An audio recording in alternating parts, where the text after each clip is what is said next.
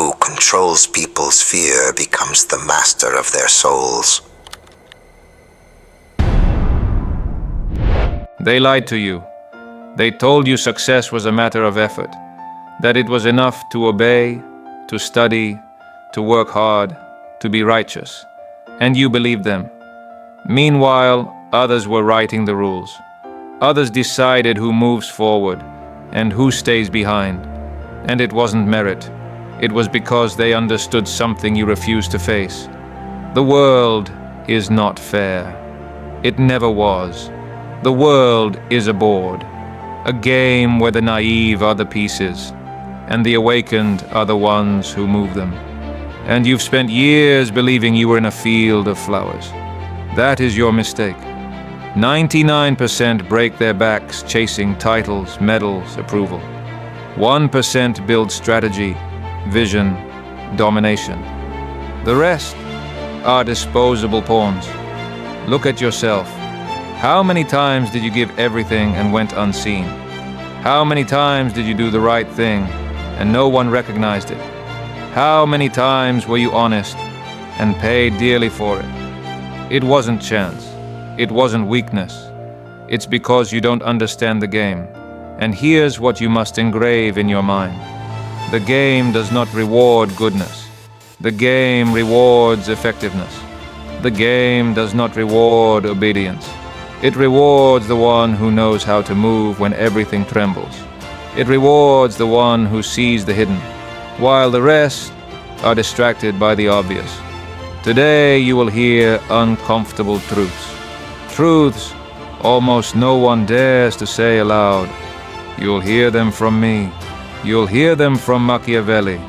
You'll hear them from Nietzsche.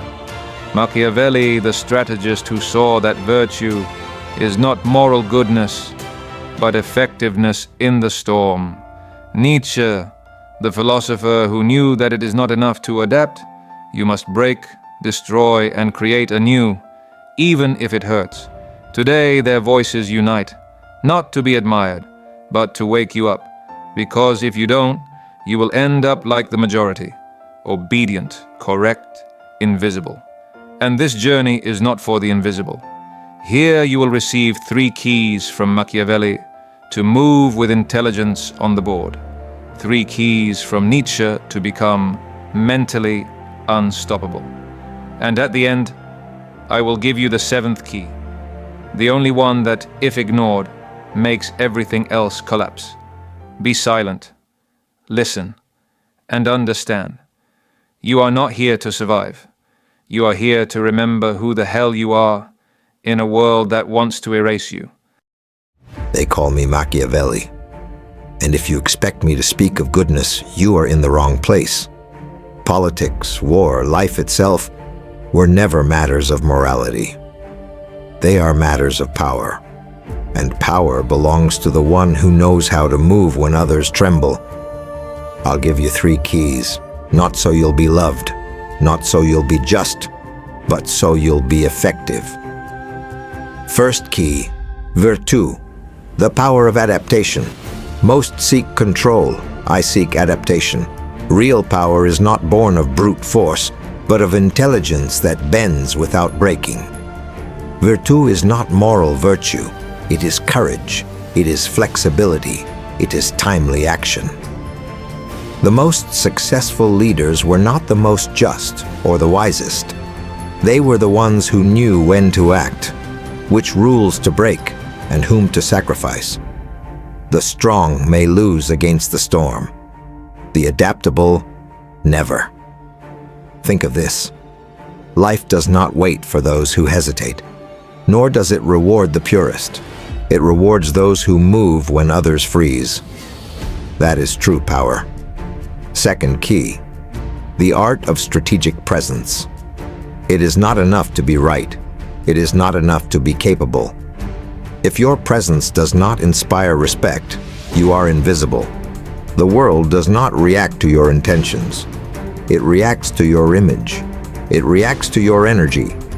It reacts to the weight you carry when you enter the room. You can know more than everyone. You can work harder than everyone. But if your voice trembles, if your gaze falters, if your silence has no weight, you are nothing. People are not looking for someone to solve their lives. They seek someone who will not crumble when everything falls apart. If you do not project firmness, you do not exist. It is not fair, but it is real. Third key: power without betraying yourself. Do not confuse strategy with cruelty. Do not confuse power with corruption. Authentic power does not require betraying your essence. It requires protecting it with boundaries. Being good is not saying yes to everything. Being good is knowing when to say enough. And when you do it firmly, respect arrives without asking. Many think ruling means pleasing. They are condemned. True power is deciding with clarity, even if it hurts, even if it makes others uncomfortable. The image of virtue protects. Strategic action decides. Those who don't understand this are devoured by those who do. These are my 3 keys. Virtù, strategic adaptation. Presence, visible influence. Boundaries, power without self-betrayal. Engrave it. The world does not belong to the noblest. The world belongs to those who know how to play with intelligence and still remain standing when everything else falls. I am Nietzsche, and I did not come to speak of obedience. I came to speak of rupture, of destruction, of creation. The man who obeys withers. The man who dares to break his chains begins to live. I did not come to give you peace. I came to give you fire. 3 keys, not so you survive, but so you become what you are destined to be. First key, become who you are. Most live lending their lives to others, to fear, to habit, to the gaze of others. I tell you, abandon that mask. Destroy it. Burn the obedience you inherited. The Übermensch is not a superman of physical strength. He is the one who breaks with inheritance and creates himself from nothing, without permission, without approval, without chains. Ask yourself, how many of your choices are made to please? How many to fit in? Each one of those choices is a slow funeral of your true self. Stop begging for permission. Be the cause of your life, not the effect of others. The day you dare to choose yourself, that day you are born. Second key, embrace chaos as a master. Inside you there is disorder, pain, noise, and all your education has taught you to flee from it. They told you chaos is failure, chaos is danger. A lie. You must have chaos within you to give birth to a dancing star. It is not poetry, it is destiny. Chaos is the raw material of your transformation. Pain is not an enemy. It is the signal that the old can no longer stay. It is the door to the new. Amor fati. Love your fate, not as a victim, but as an alchemist. Do not curse the wound. Transform it into strength. Chaos is fire, and you decide if that fire consumes you or forges you. Third key, free yourself from reactive morality.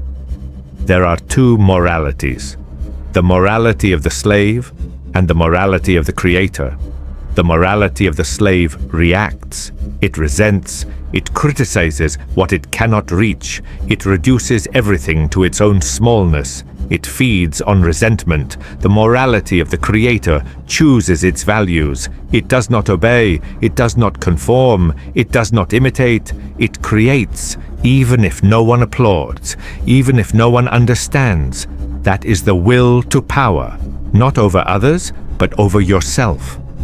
Ask yourself, do you live from your values or from fear of judgment?